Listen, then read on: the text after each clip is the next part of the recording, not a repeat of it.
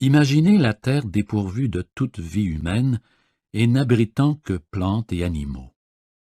Y aurait-il encore un passé et un futur? Parler du temps aurait-il encore un sens? La question « quelle heure est-il » ou « quelle date sommes-nous » s'il y avait quelqu'un pour la poser, serait vraiment insignifiante. Le chêne et l'aigle resteraient perplexes devant une telle question. « Quelle heure » demanderait-il. Bien entendu, il est maintenant. Nous sommes maintenant. Existe-t-il autre chose? Bien sûr, pour fonctionner en ce monde, nous avons besoin du mental ainsi que du temps. Mais vient un moment où ils prennent le contrôle de notre vie, et c'est alors que s'installe le dysfonctionnement, la souffrance et le chagrin. Pour assurer sa position dominante, le mental cherche continuellement à dissimuler l'instant présent derrière le passé et le futur. Par conséquent, lorsque la vitalité et le potentiel créatif infini de l'être, indissociable du moment présent, sont jugulés par le temps, votre nature véritable est éclipsée par le mental. Tant que vous êtes incapable d'accéder au pouvoir de l'instant présent, chaque souffrance émotionnelle que vous éprouvez laisse derrière elle un résidu.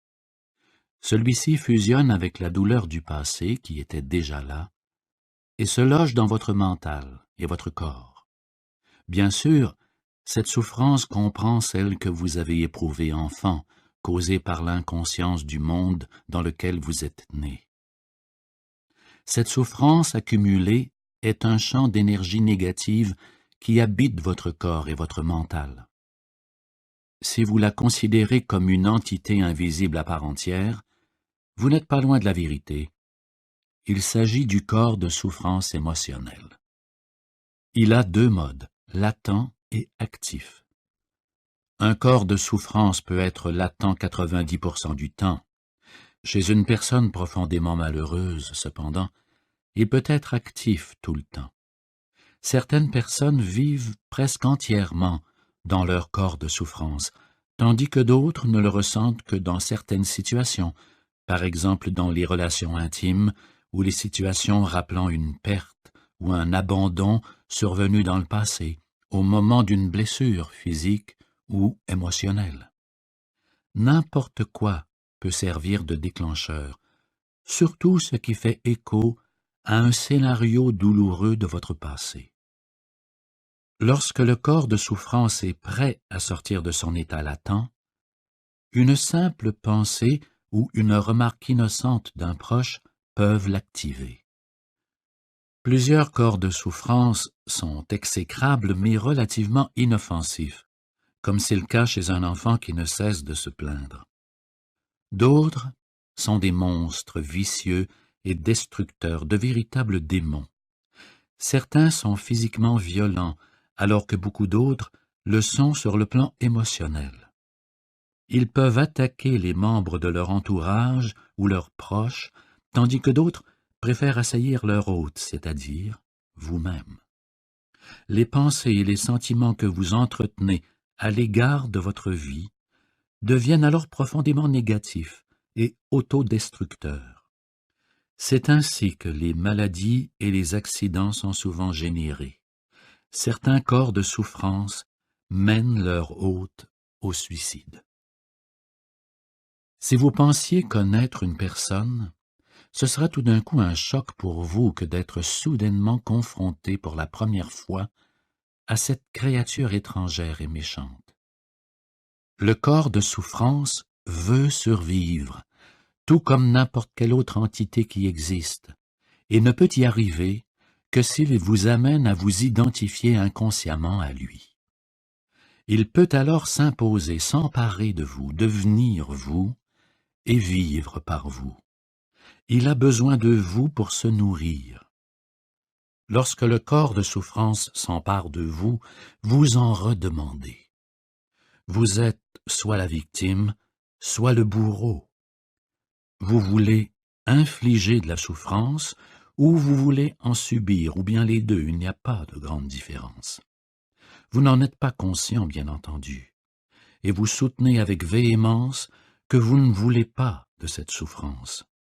Mais si vous regardez attentivement, vous découvrez que votre propre façon de penser et vos comportements font en sorte d'entretenir la souffrance, la vôtre et celle des autres.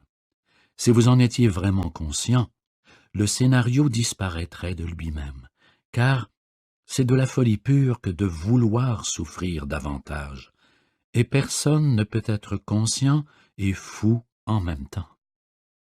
Le corps de souffrance peut vous sembler un dangereux monstre que vous ne pouvez supporter de regarder, mais je vous assure que c'est un fantôme minable, qui ne fait pas le poids face au pouvoir de votre présence. D'après certains enseignements spirituels, toute souffrance est en définitive une illusion, et c'est vrai. Mais est-ce que c'est vrai pour vous? Le simple fait d'y croire n'en fait pas une vérité. Tout comme vous ne pouvez pas vous battre contre l'obscurité, vous ne pouvez pas non plus vous battre contre le corps de souffrance. Essayer de le faire créerait un conflit intérieur, et par conséquent davantage de souffrance. Il suffit de l'observer, et cela suppose l'accepter comme une partie de ce qui est en ce moment. Concentrez votre attention sur le sentiment qui vous habite. Sachez qu'il s'agit du corps de souffrance. Acceptez le fait qu'il soit là. N'y pensez pas, ne transformez pas le sentiment en pensée, ne le jugez pas, ne l'analysez pas, ne vous identifiez pas à lui. Restez présent et continuez d'être le témoin de ce qui se passe en vous. Devenez conscient non seulement de la souffrance émotionnelle, mais aussi de celui qui observe, de l'observateur silencieux. Voici ce qu'est le pouvoir de l'instant présent, le pouvoir de votre propre présence consciente. Le processus que je viens de décrire est profondément puissant, mais simple. On pourrait l'enseigner à un enfant, et espérons qu'un jour ce sera l'une des premières choses que les enfants apprendront à l'école. Lorsque vous aurez compris le principe fondamental de la présence en tant qu'observateur de ce qui se passe en vous, et que vous le comprendrez par l'expérience, vous aurez à votre disposition le plus puissant des outils de transformation. Ne nions pas le fait que vous rencontrerez peut-être une très grande résistance intérieure à vous désidentifier de votre souffrance. Ce sera particulièrement le cas si vous avez vécu étroitement identifié à votre corps de souffrance la plus grande partie de votre vie et que le sens de votre identité personnelle y est totalement ou partiellement investi. Cela signifie que vous avez fait de votre corps de souffrance un moi malheureux, et que vous croyez être cette fiction créée par votre mental. Dans ce cas, la peur inconsciente de perdre votre identité entraînera une forte résistance à toute désidentification. Autrement dit, vous préférerez souffrir, c'est-à-dire être dans le corps de souffrance, plutôt que de faire un saut dans l'inconnu et de risquer de perdre ce moi malheureux mais familier.